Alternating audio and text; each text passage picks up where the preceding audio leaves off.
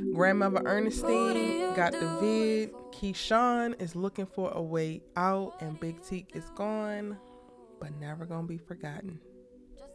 What's good, y'all? It's your good sis Erica Vane coming to you right here on Erica Vane TV with another P-Valley video. In this video, I'm breaking down episode 6 from season 2 titled Savage. And I hope that you grabbed some water, a snack, and you settled in because this breakdown is about to get really real. I don't know how, but it's happening. Every single episode of P-Valley this season is better than the one before it, even though the one before it was brilliant and masterful and utterly amazing. There's so much symbolism. There's so much foreshadowing, so many really dope visuals, as well as carefully crafted dialogue, and I want to do as best of a job as I can to break down exactly what I saw, what I think it means, how we should feel, and what we should see and take from it as we continue to watch the stories of Chucalissa, Mississippi. And I hope that you really do enjoy this video. This is really going to be an in-depth breakdown.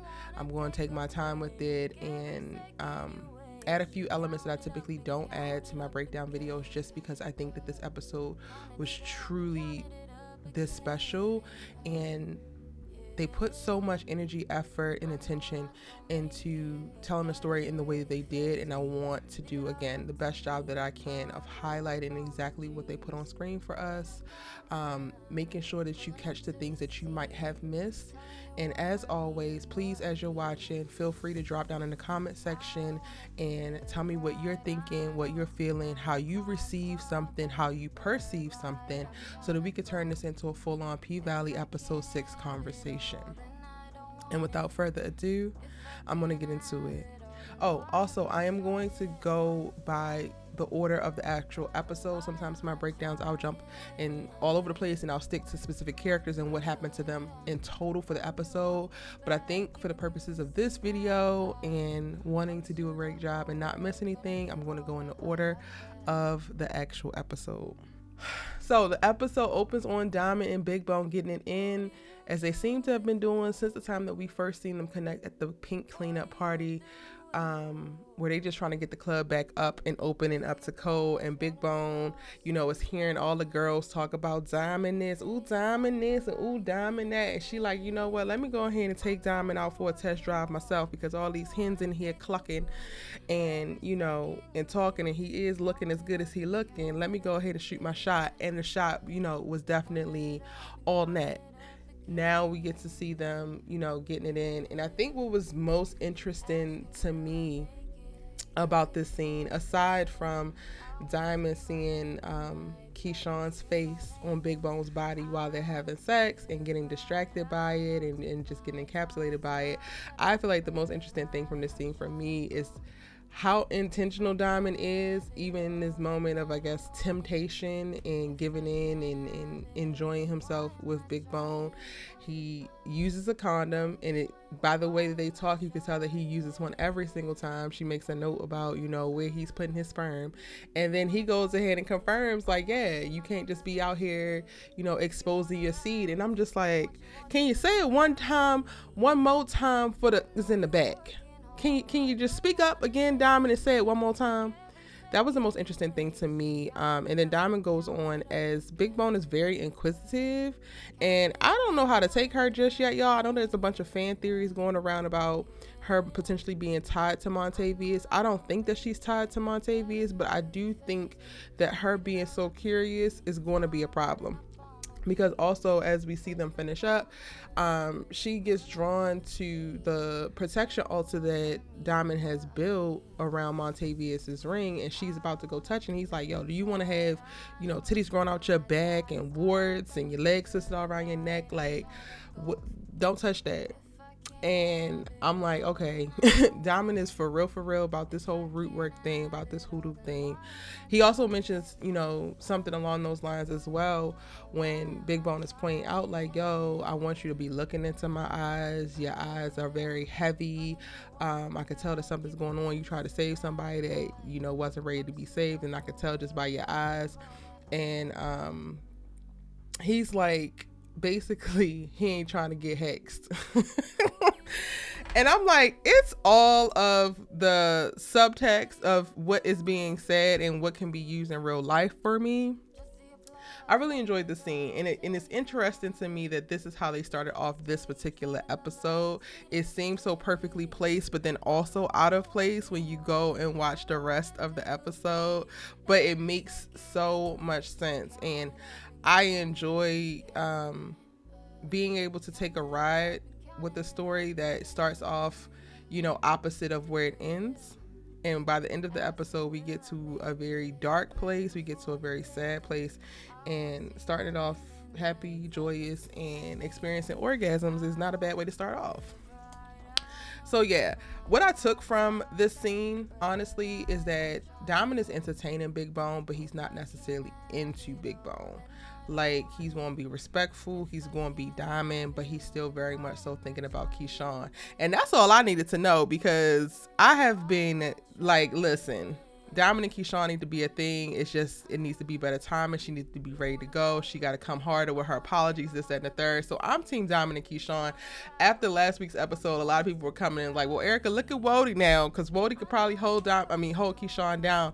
And I ain't mad at that either, but I'm still team Diamond and Keyshawn. And he gave me everything that I needed to know about the potential hope of that happening in this scene. Now, I want to come up with, or I want to put out additional content about Big Bone probably later in this week, because I do want to explore her character and what is her purpose.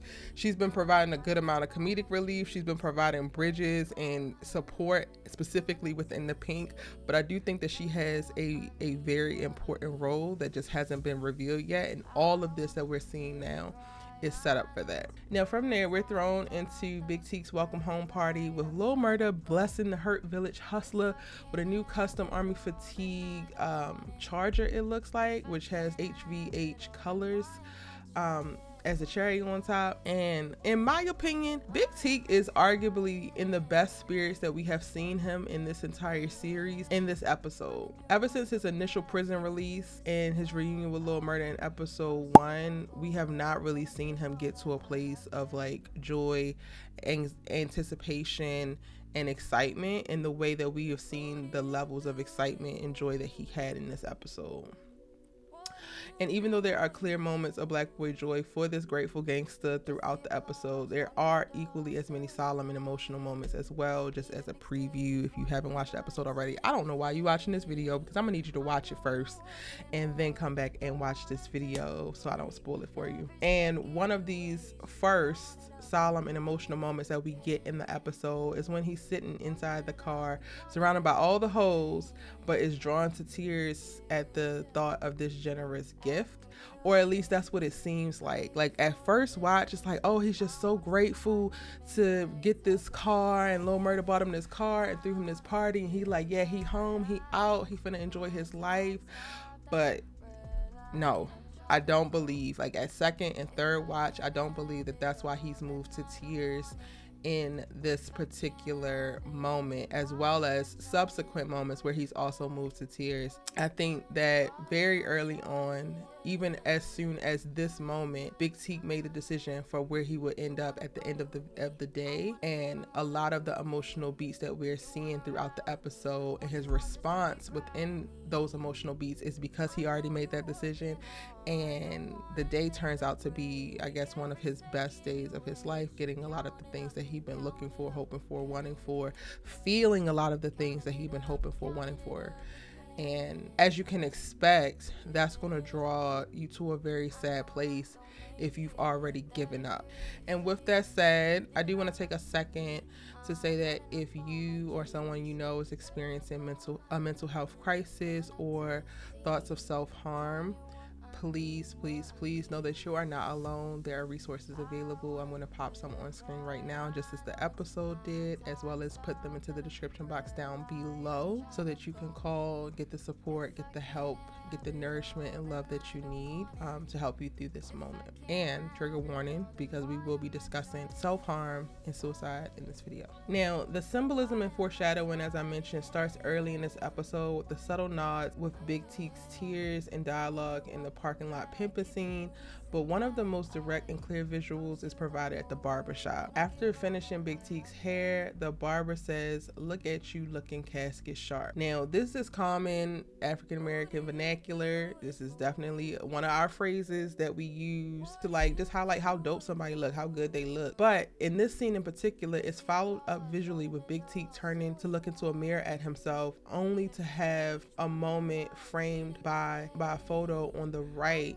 of Robert Johnson, who is the king of blues, with a devil-like figure as a shadow over his right shoulder. Now, this is a moment where I want to take a second and really deep dive into this frame and the symbolism that I picked up in this frame. Now, I'm not a writer on the show. I am just a commentator and critic of the show, but this is what I picked up after watching 3 times. And let me know if you see it now, or if you think I missed anything. Okay, as mentioned, this photo on the left here is a photo of Robert Johnson, and he is the king of blues, who has been kind of like folklored to be a person who sold his soul to the devil in exchange for success within his music career.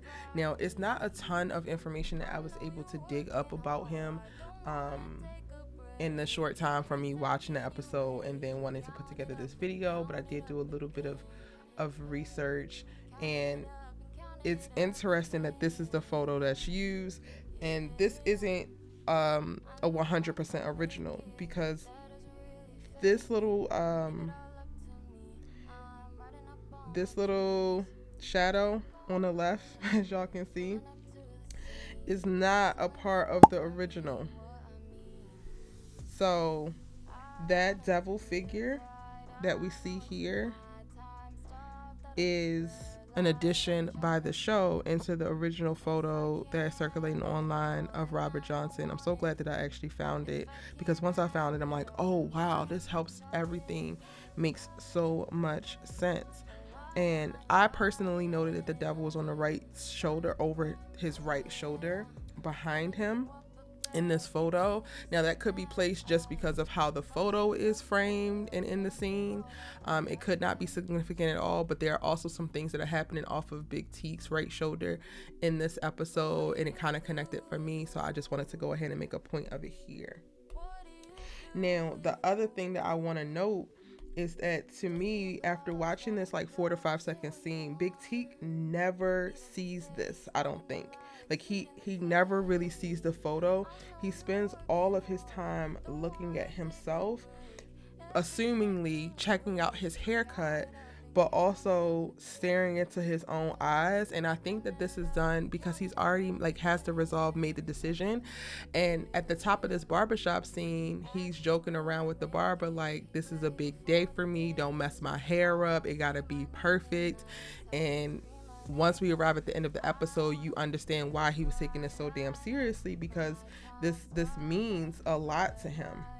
Now, the other thing that I wanted to note specifically about the symbolism happening within this scene is, I noted this, and I don't know if this is something that the creators actually wanted or not, but I noted that when you look past him into the mirror, the mirror shows up again and it repeats, similar to how if you put a mirror in front of a mirror, it'll go on through infinity. Like, this is giving me infinity vibes, and that to me is like a nod of like the choice of walking into death, and then life after death is like infinite, if that makes sense. So again, I thought that this scene was just so powerful, so strong, and the symbolism was so very clear and direct, especially after I watched it the second time. When I first watched this, I saw the photo on the right, but of course I didn't know who this blues brother was. I didn't know that this was an iconic photo of him. I definitely saw the devil figure, and I was like, okay, that means, this is going to speak to some of the demons that Big TEAK is fighting, because y'all know we have been seeing him all season fight a lot of, his personal demons, which we get more insight into in this episode with more of his backstory. But those things stuck out on the initial watch. And then when I went back to watch for the second time and literally took time to pause and look at this scene, you get to see a lot clearer exactly what's being communicated, what's being said, and ultimately kind of like how the creatives want us to feel as well. This is such a powerful scene. What do you think? Let me know in the comments. Now, as Big Teak stares at himself in the mirror, definitely checking out more than his new haircut, as I mentioned, the audience can't help but feel a bit haunted by the photo and catch a glimpse of this infinite view just past Big Teak in the mirror as he sees his reflection in infinite distance. And we're only 11 minutes into the episode at this point where this scene actually pops up. Also in this scene, which grounds us back into the moment of the actual show, because it's very easy after you go back and rewatch the episode, it is very easy to get caught up in looking for the symbolism, looking for the deeper meaning of things, because there's so many opportunities there. It is placed and laced in this episode so much, but we are also grounded back into the present moment when, you know, Lil Murda takes a call from Keyshawn, who he's been trying to reach out to, and she finally calls him back, and there's a little bit of banter before he exits the barbershop to talk to her. And then from there we get to see Keyshawn for the first time since the infamous iron to the face moment last episode, and she's quiet, calm, but different. She tells Lil Murda about Rome and what he did and how she told Wody about it, which to Lil Murda basically he responds good riddance, as he should. But then their moment is quickly interrupted before she can go into more details about what Rome knew and how he knew all that he knew about Lil Murda. She's interrupted by Derek, who demands to know who she's on the phone with, and then backs off when Keyshawn deflects, mentioning Rome and his death. He still ain't got no job, but has a few leads, as he keeps saying every single episode, and when we see him via a friend, and he's convinced that they will be all right even without Rome, the good dude who's been bringing in good deals for Keyshawn. And for me, it's something to note when characters, specifically bad characters, and yes, I'm dubbing Derek a bad character, not like bad in character development, but just bad because he's evil. But it's something to note when bad characters are characterizing other characters as good or bad, especially if they are characterizing them as the opposite, which always reads as ironic to me in a series, but in this case it's completely annoying, because it's like, you are not the purveyor of good or of great. You can tell no one who is a good person, who is not, and clearly your ass is completely delusional and completely out of touch and evil yourself, because you're out here caping for Rome, who did this to your girl you have no idea about, but your good old spidey senses and your white feeling, I suppose, told you that he was a good dude, so that's what you're going with and that's what you're going to speak to. Derek, shut the hell up, please. Not even please, just shut the hell up, because your time is coming and I cannot wait till you're 6 feet under as well. I said what I said. Now, as mentioned, Big Teak and Lil Murda scenes all episode are laced with symbolism and foreshadowing that really only hits you at the very end of the episode or upon a rewatch. And it wasn't until my second watch that I actually caught this. Big Teak's sweatshirt being an enlarged King of Hearts card is additional beautiful symbolism used to help characterize him specifically. In the scene where Big Teak exits the barbershop and, you know, sees Lil Murda leaning up against the car after being on the phone with Keyshawn, and she has to hurry up and get off the phone because, of course, they're trash. We get a moment where Big Teak comes out and he's like, where do you want me? Well, one, is everything all right? Clearly everything is not all right, but Lil Murda was like, yeah, it's good, everything good. And then he says, where do you want me to drop you off at? And even like on first watch, when he says those lines, you don't really register the gravity of what he's actually saying until you get to the end of the episode and you hear him say it again. Now, I want to go back to the sweatshirt specifically, because I thought that this is such a beautifully nuanced choice to put this on this man's back, having this sweatshirt. Okay, so when you look up the King of Hearts card signifies personal qualities of honesty and spirituality. Bruh. It represents a kind-hearted and fair man. His gentle temperament makes him a fine friend and an excellent life partner. While passionate and amorous, the King of Hearts tend to be hasty with his feelings, especially love. If that don't speak to who Big Teak is, I don't know what does. And to take it a step further, for me, in the, you know, historical sense, or like seeing the King of Hearts, period, like this is how it looks on the actual card. This part here with the king holding the sword up to his head, it looks mighty similar to some final moments in this episode. Symbolism and foreshadowing for the win. Bruh, it's so good. It's too good. Katori and team, y'all did that. My God. Now, it's in this scene that Lil Murda's like, yeah, I'm rolling with you today. I ain't got nothing else better to do unless you got something else better to do.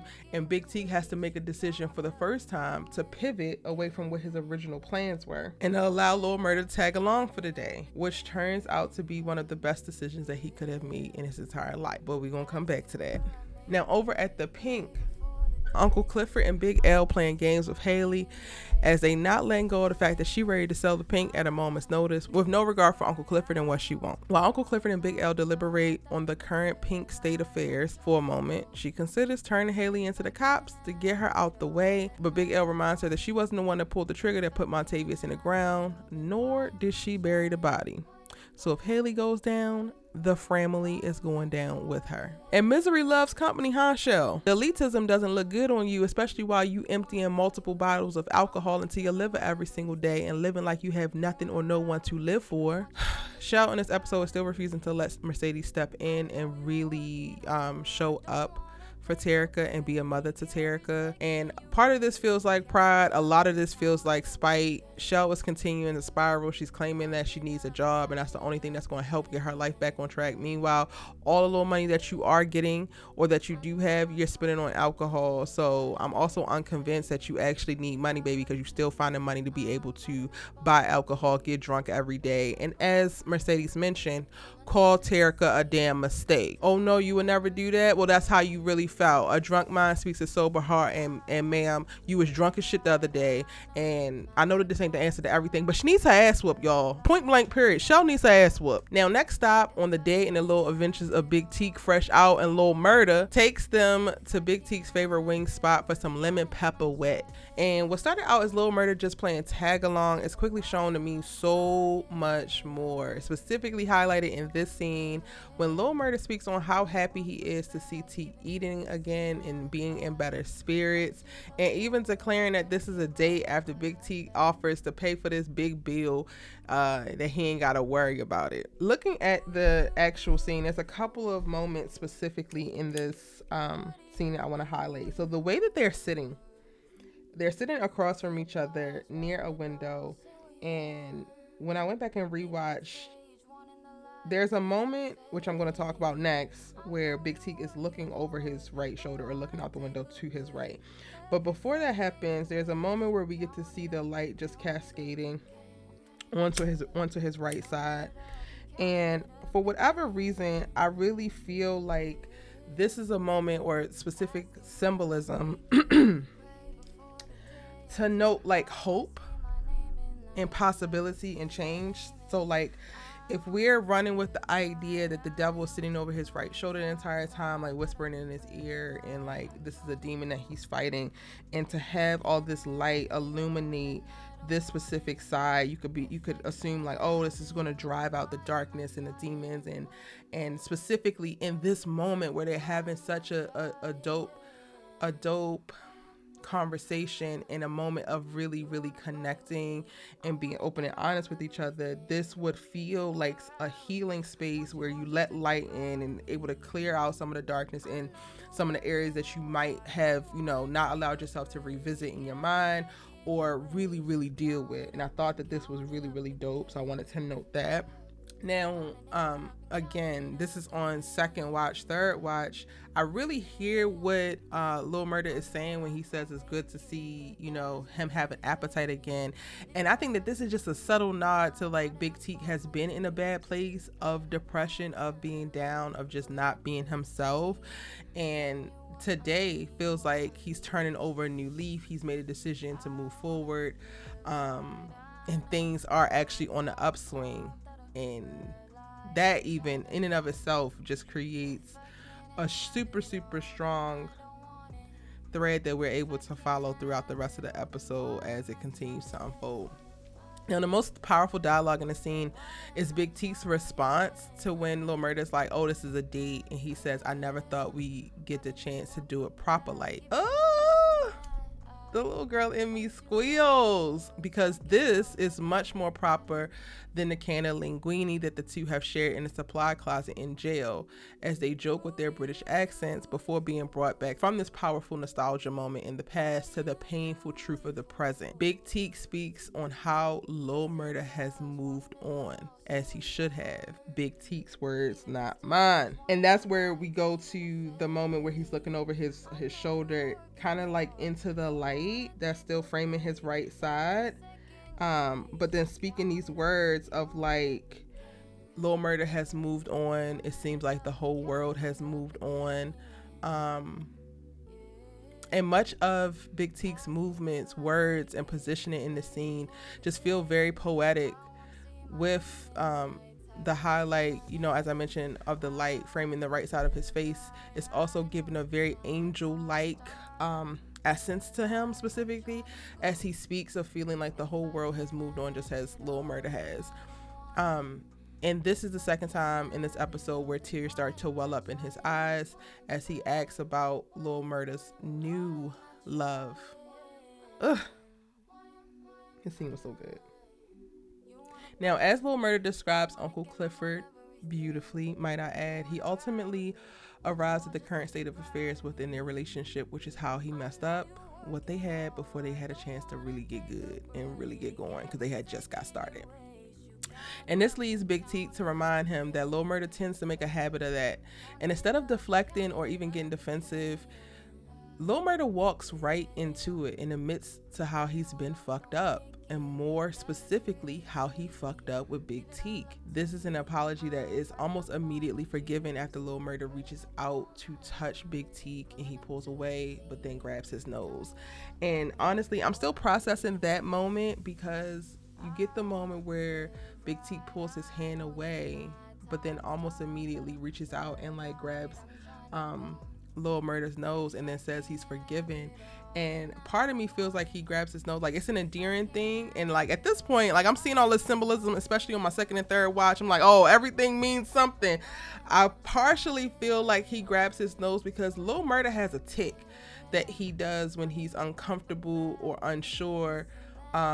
He'll grab his own nose, and I'm like, damn, is this more symbolism in noting how Big Teak knows Lil Murda so well that even in pulling back and like not allowing himself to go to this place of being comforted with the hand, right? Like Lil Murda allowing for his finger to caress his hand, and then Big Teak pulling back like, no, we ain't gonna go down that route because that's gonna take me back to that other night, and you're clearly in love with this other person, so you're not mine, you can't be mine anymore.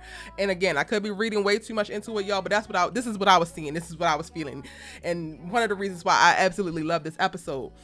But he pulls his hand back to say, no, not for me, no, not this, however, you still my nigga, I still love you. And then with him reaching with his right hand to grab his nose, it's like that kind of confirmation of that, and then saying he's forgiven. I'm like, mic drops. Like, what? Y'all, masterful. I mean it when I say the episode is masterfully done.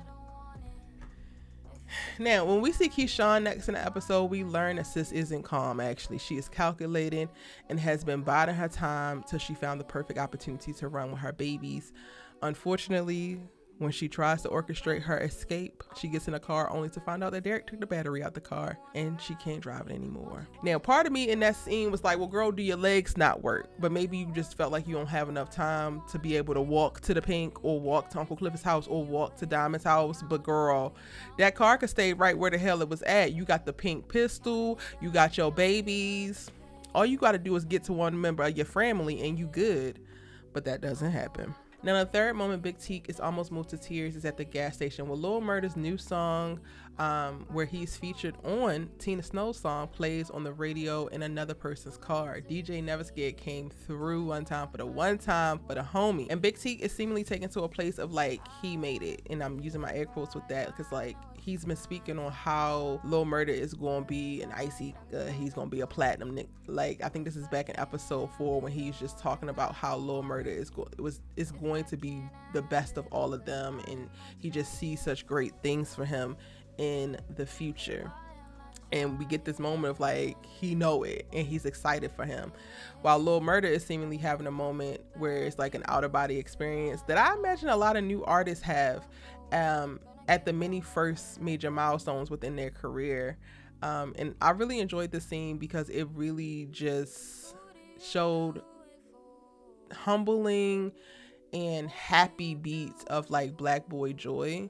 The moment is most powerful as we see these black boy joy moments of both joy and disbelief before being pulled right back to reality by a rude dude trying to get to the pump next. It's like, you gonna make Big Teak put these paws on you in one of his happiest moments, and I hate that for you. And honestly, it's not until we get to this gas station scene that I am truly drawn into like, oh, this is what we're doing. We're literally spending the day with them, and it's ultimately becoming the best day ever, which just creates so much tension and conflict and higher stakes as we go through the rest of the episode, because it's like, if this is the best day ever, how is it ending the worst way possible? But on another note, Roulette and Whisper are battling for attention on the pole and money in their pockets at this spades game that they conjured up because they taking the pink to the people, honey. Lord, these girls just be out here doing whatever the hell they want to do. What you're not going to do is use the Pink's brand name and trademark to be able to still keep your coins going, girl. If y'all want to shake ass at some random place, go ahead and shake ass at some random place and just be like Roulette and Whisper shaking ass, come throw your money. But I digress. These brief seconds at this fake pink pop-up, I think, are here to show us what Roulette is struggling with by way of self-worth. The Terrence dude that she gave head to at the Paradise Room earlier this season wants to eat Whisper out and wants Roulette to hook that up. And it's, to me, a very clear indicator on value, or at least what his value is of both women, which really touches on Roulette's insecurity. Like, he wants to pay to interact with and eat out Whisper, but he was willing to pay Roulette to suck his you-know-what. That's all she was good for. And to me, this is not me jumping to conclusions, because we see it all over her face as she's weighing like what he's actually saying. She makes a little side note, joke, whatever you want to call it, where she's like, damn, I wish I would have been given the option to just lay on my back versus getting on my knees. And then it really is driven home when she actually has the conversation with Duffy a little bit later, who spots her at this place because, you know, he's dropping off party favors, and she like, oh, cause you so, like, they're having a conversation and she says certain dialogue and she's like, oh, cause you so obsessed with me cause I'm so fine, and he's like, yeah, and then she's like, that's how I know that you're full of and that in this moment it really confirmed to me, one, what Roulette thinks about herself, but then also what Roulette thinks the world thinks about her. And she goes on to divulge to Duffy like, oh, you know, I fuck with you, but I'm a hoe, so we can't really do this. And he like, well, I'm a hoe too. And I'm hoping that this is the moment that really helps launch Roulette into a better place.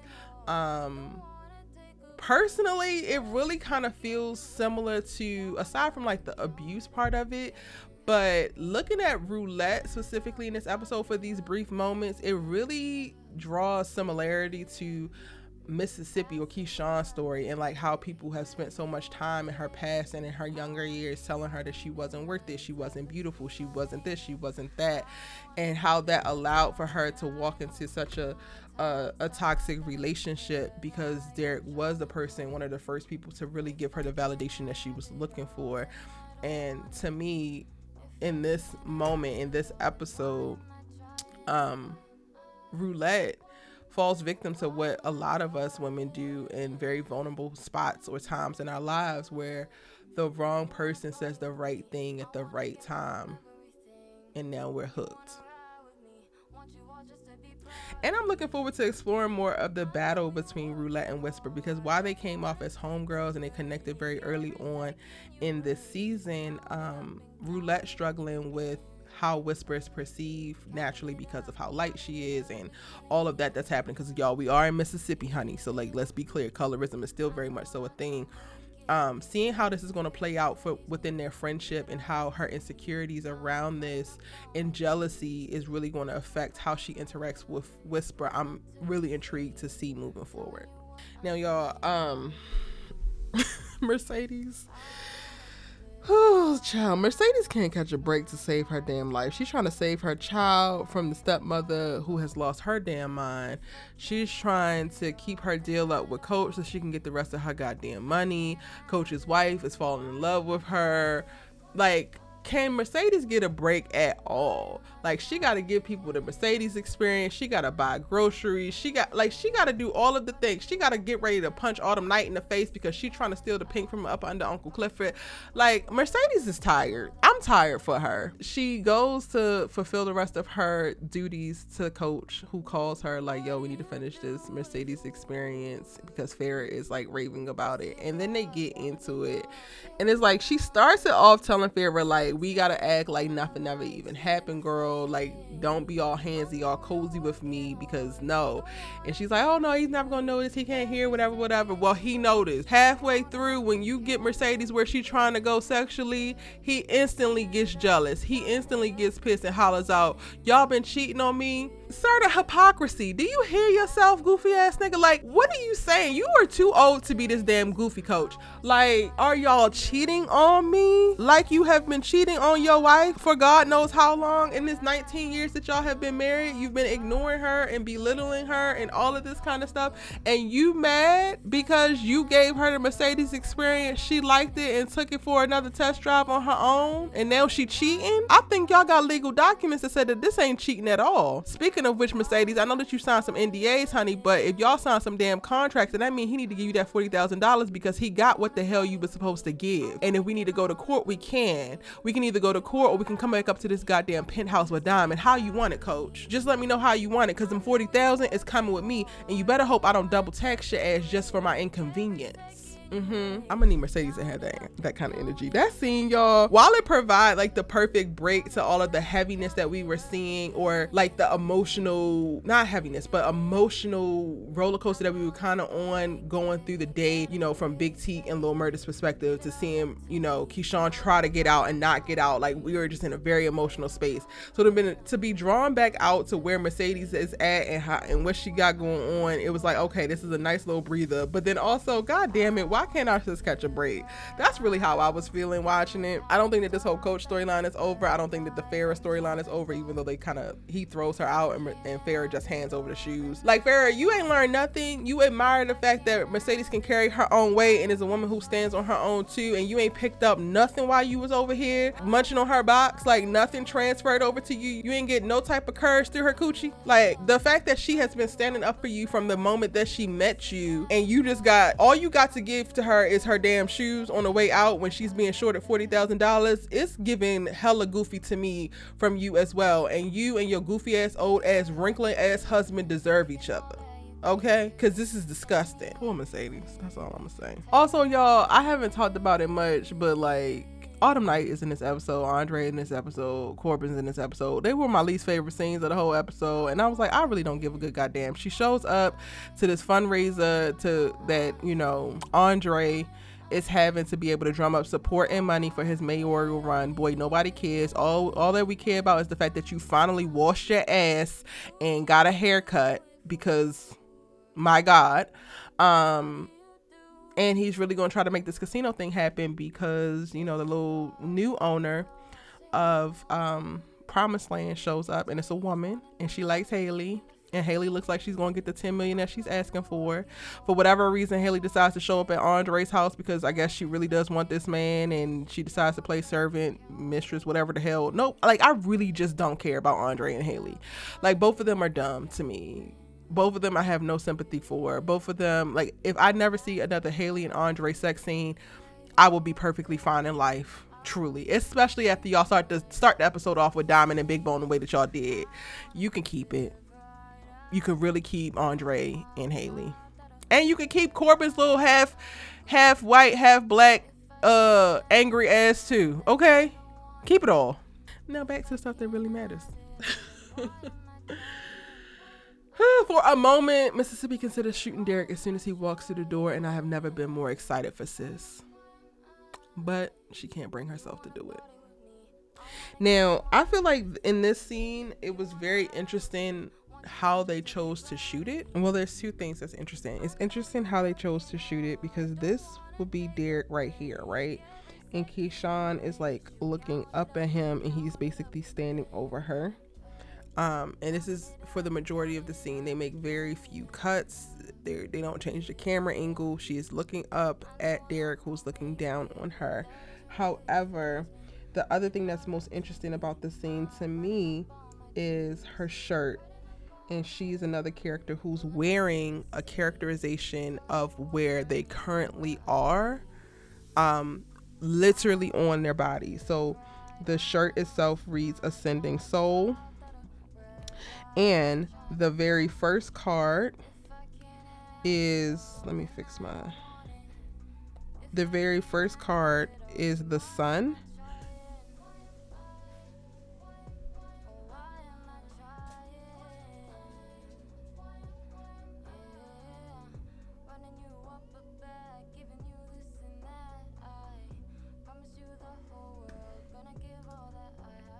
And when you look up the sun tarot card, because these are all, it's 3 tarot cards going across her chest. The card, it basically prophesizes good fortune, happiness, joy, and harmony. It represents the universe coming together and agreeing with your path and aiding forward movement into something greater. Bruh, this is what we've been calling on and needing for Miss Keyshawn this entire time. So that's the one thing on her shirt. This middle one that we see is actually the Lover's card, and this Lover's card means the Lovers represents relationships and choices. Its appearance in a spread indicates some decision about an existing relationship, a temptation of the heart, or a choice of potential partners. Often an aspect of a current's life will have to be sacrificed. Basically, you're gonna have to turn away from where you currently are to move forward into something better. One potential partner may be chosen while another is turned down. Whatever the choice, it should not be made lightly, as the ramifications will be lasting. Y'all, like, it's the symbolism for me. So we got the Sun Tarot card, we have the Lover's tarot card, and I couldn't really tell what this card was, so I went back through. It's the third card on her shirt. I went back through to previously in the episode, and I couldn't see the actual card, but I could see the number in the top left corner of the card, and that number is 17. And the number 17 card in the tarot is the star. And basically on it, a naked woman kneels by the water, 1 foot in the water and 1 foot on land. And above her head is 1 large star representing her core essences, and 7 smaller stars representing her chakras. In the one hand, she holds a jug. In the other hand, she pours liquid into the water. And from the other jug, she pours liquid onto the land. The star represents new hopes and splendid revelations of future insight, inspiration, courage, and enlightenment of spiritual self. Body and mind converging towards the light at the end of dark times. Bruh. And all of this is culmination to represent the ascending soul. Keyshawn is an ascending soul. We have hope, y'all. She is going to get out. And even in this episode where we watch her make an attempt to get out, she can't get out. She decides that, okay, maybe she just needs to kill him as soon as he walks back in, but then decides not to do that. With me just seeing her shirt, I have hope for the future of, like, I don't know how it's going to happen, but it's going to happen. All signs point to she's going to get out. She's going to save herself. She's going to save her babies. And the universe is conspiring for her good. She is going to be good. Now, again, going back to how they shot this scene, even like having the symbolism on her chest and then having her position where she has to look up at him, it's almost like she's going to play the position that she knows that she needs to play until she can truly take the one action that she's going to need to better position herself, get herself out, and launch herself into her better future. And I'm here for it. Now, the only problem is before the scene ends, Derek comes and he sits like right next to her in this space here. And that to me just symbolizes that she's not going to be able to do this without a fight, which we can expect because Derek is a hoe and he's going to be ridiculous and he's not going to let go of this easily at all. But it's fine because you have to die anyway, sir. So it is what it is. Now, Big Teak's second to last stop of the night is his childhood home, which is a trap house now. And he's called back into the past with voices of a devastated night as we see a young boy in a closet in the back of the house. We later learn that Big Teak is recounting the night his mother killed his 3 siblings. Now, what I want to note more so than the scene of actually going into the trap house is outside the trap house after Lil Murda goes in to get him and ultimately gives him the gun that he found in the car. Like, yo, you can't be coming to a trap house not strapped. But for me, playing off the theme of the light and the light or the devil on your right shoulder, we get to see that in this moment with Big Teak here, the lighting of this particular scene. But then also Lil Murda is talking to him, and one of the lines that he say that really, really hit home for me is that he says, we're saying goodbye tonight, nigga. Both of us ain't never coming back. And it's for Lil Murda a conversation about my song is on the radio, we going back on tour tomorrow, it's out of here, like we are bigger than this, we don't have to worry about the trap house, because he just told Big Teak just told him like, yo, this used to be my house. And Lil Murda like, okay, well, it's not your house no more, let it go, like we on to bigger and better things. But for Big Teak, it come to find out he is actually saying goodbye tonight. They both aren't never coming back to this place that they've been at, the like all of it, like physically y'all won't be back in this place, mentally you will never be back in this place. And this was already decided at the very start of the day for Big Teak. Like he already had this in his mind, he already knew this. So also to hear Lil Murda say these particular words in this moment, and this is the scene before the most pivotal scene for Big Teak's character, it's a little bit creepy in how the foreshadowing is, but then how spot on he is. And part of me thinks about, in a lot of the dialogue that's communicated, how leading up to the very last moment that we have with Big Teak in this episode, how much of Lil Murda's dialogue co-signed Big Teak's ultimate decision. And this would be a stretch of dialogue that I would probably say did that. What I want to note about this scene also, aside from like the lighting of it, is like I don't notice or can't tell that Big Teak ever really like looks at Lil Murda. He literally just like looks past Lil Murda while he's talking, keeping his direction to the right, which ultimately, again, I could be reading too much into it, but it just goes in line with the theme that we have, or the establishment of the symbol that we have of like the devil over your right shoulder. And he's already made this decision that comes from the devil. And he's committed to it, and he's not like deterring in any way. So just a note about that particular scene as well. I hope y'all are enjoying this deep dive, the breakdowns on how I'm seeing things or felt things. If you are, hit that subscribe button and turn on your bell notification so you don't miss out on any of my other P-Valley breakdowns or other dope television series, because I'm breaking down quite a few.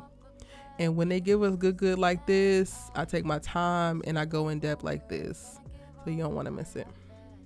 Now, I'm going to save the Big Teak and Lil Murda scene for the very end, even though it's not the last thing that we see in this actual episode. We learned by the end of the episode that grandmother Ernestine got COVID, and she got COVID from Toy. Knew that there wasn't allergies.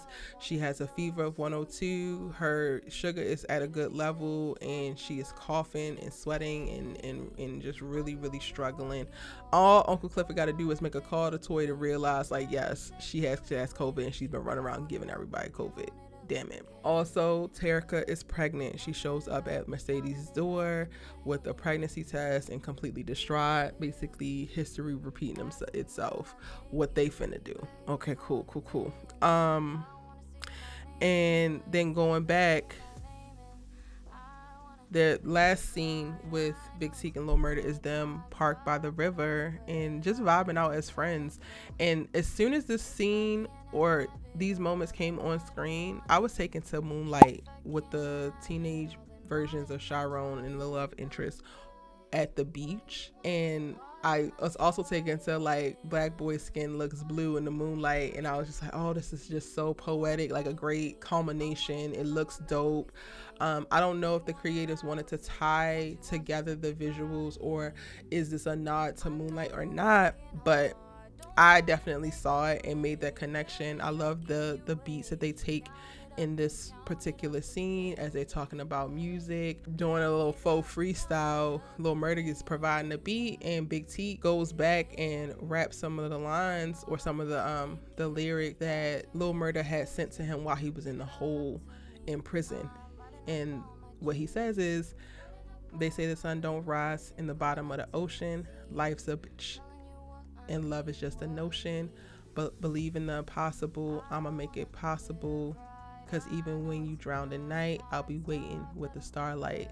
Hold on, my nigga, hold on. And y'all, this scene just did it for me. I thought that the damn cafe, or I thought that the wing scene got me, because it really took me to a place, especially with Lil Murda's apology. It took me to a place back at, grandmother Ernestine's front door when Lil Murda is tapping on that damn door and realizing that he's having a chance to speak to Uncle Clifford and apologize, and just the nuance and beauty of the honesty and the emotions that are being communicated. I just adore it, right? And in this scene, we get to learn that Lil Murda blames himself for Teak going into the hole and suffering the way that he did, because he looks at it like that was the catalyst to all of the dysfunction that we're seeing play out in Big Teak's life. But then Big Teak reveals that he feels like his whole life has been a sentence. Now, he mentioned September 24th, 1994 as when he started his bid, and this has not been confirmed yet, y'all, but I am saying that he is saying his whole entire life has been a bid, and September 24th, 1994 was his birthday. Now, at 7 years old, he goes on to share that his mother killed his other 3 siblings. I definitely could see, like, some of y'all might think that he's saying on his birthday that might have happened and he was already 7, but personally I feel like September 24th, 1994 is actually his birthday, because that would have put us about 27 years ago in that time and make Big Teak 27 at the moment that this is actually happening. And 27 is only important again because I did the research on Robert Johnson, who was killed at age 27, and with this makes it a full circle moment in reference to the symbolism, because we, see Big Teak take his own life at the end of this episode. And personally, I feel like we're given the birthday specifically, we're given all of this context to be able to tie together, like, okay, he's dying at the early age of 27 after getting out of prison, after being in prison for 10 years. He says at 7, his mom killed his siblings. And then at 17, because that would be 10 years ago, he basically got thrown in the hole for killing the dude who stabbed Lil Murda. And basically he relates the stabbing of Lil Murda in jail to his mother stabbing his siblings. And though he was 7 at the time and he couldn't do anything, all he did was run. He was taken to a place when it happened to Lil Murda, like, he's not gonna run this time, he's going to do something about it, because this is somebody that he actually cares about. And again, that is just all my speculation, all my thoughts. This has not been confirmed. I'm hoping that I'm going to tweet out a bunch of stuff and see if Katori confirms any of it, and I'll give you guys an update if anything changes. But those are just my thoughts. But Big Teak shares all of this because he's like, yo, you're not the reason why I'm like this. I've been like this for a while, and it probably started when I was 7 years old after seeing that. Like, how could your life ever be the same after you watch your mother stab your 3 younger siblings? And ultimately, she might have been trying to go after him, but he ran and hid, because he also says that his life was supposed to end that night. So all of this that has happened up until this point was never even supposed to happen. And then this creates further conflict, because Lil Murda's like, well, if that never happened, well, he doesn't say this, y'all, but all of this is in the subtext, at least for me. He's like, yo, you saved my life, so like, Your life was not supposed to end that night because you went on to do this and be this person. Like, that was never supposed to be the case. But Big Teak is convinced that this is it. And the moments leading up to his final moments, he's speaking about how the light is gone and Lil Murda is fighting as hard as he can with all of the words that he can find about like his life should not be over, the light is not gone. Big Teak is saying that he can't see the light no more. Lil Murda is screaming, I see the light for you, you don't have to see it, I got you. And it's so heavy. It's heavy, but it's beautiful, but it's still heavy. Some of the strongest dialogue, or not strongest, because all of it was very strong. I should probably stop characterizing it like that.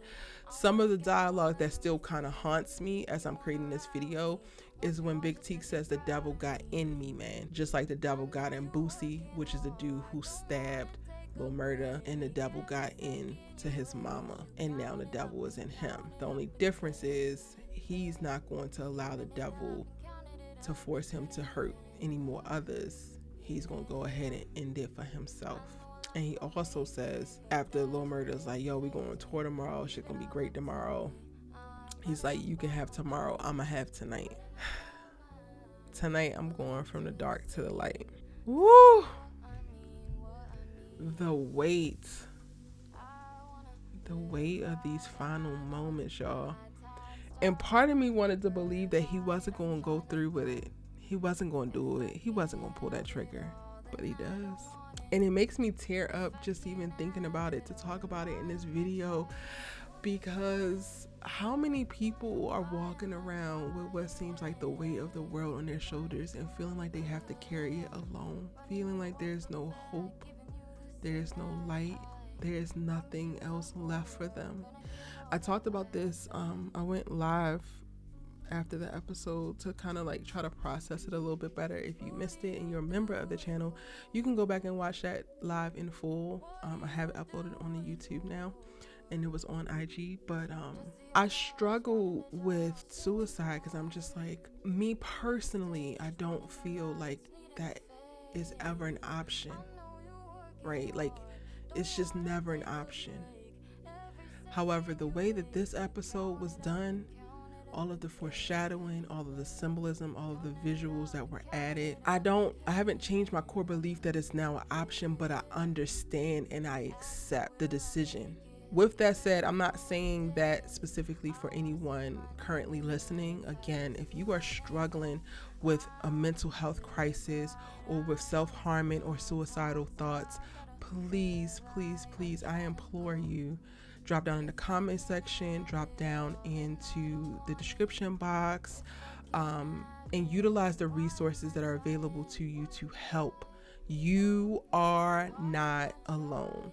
And what I'm saying specifically about in this moment and speaking about the Big Teak character is not a validation for you to continue on with any negative thoughts or decisions. And I just want you to know that you are loved and you're not alone. With Big Teak and like making a decision that he made at the end of the episode, it was very sad, it was very hurtful, it was very heavy.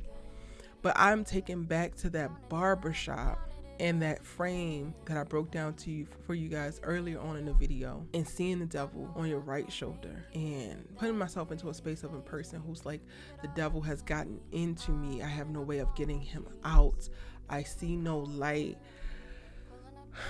I understood Big Teak in this episode. I wish that he wouldn't have made this decision, but I understood it. First, shout out to the creators or the creatives that worked on this episode in particular and developing this particular character and were able to lay out this story in this way, because my God, how thorough you were, how intentional you were, how specific you were. Job well done. But I'm just deeply moved by seeing it. Okay, I don't wanna harp here too much, but this was disheartening to see, and we hate to see Big Teak's character go. Rest in peace. Now, Big Teak's death, or specifically, Lil Murda realizes in a moment that he is not going to be able to talk Big Teak out of this, and he's making a decision. So he then makes the active decision to not let Big Teak do this alone. And this is one of the greatest acts of love that I've seen Lil Murda do in this entire series. And to watch this specific character's capacity of love increase and increase and increase, and like how he expresses it to grow and grow and grow, it is just so powerful and really moving to watch. Like, I am in awe of Lil Murda and the strength that he carries, the vulnerability that he shows. Like, the shit is unreal. Oh my God. From there, Lil Murda shows up at Uncle Clifford's house. And these words are really haunting me. One, for what they mean in the context of this particular show and this particular episode. But two, they're haunting me because I very rarely get to see it said from a black boy's mouth or hear it come from a black boy. And Lil Murda says, "I am not okay," twice, which is ultimately speaking to where he is mentally after watching Big Teak take his own life, but also a response to the very last text message that we see him receive from Uncle Clifford while on tour, when Uncle Clifford asks, "Are you okay?"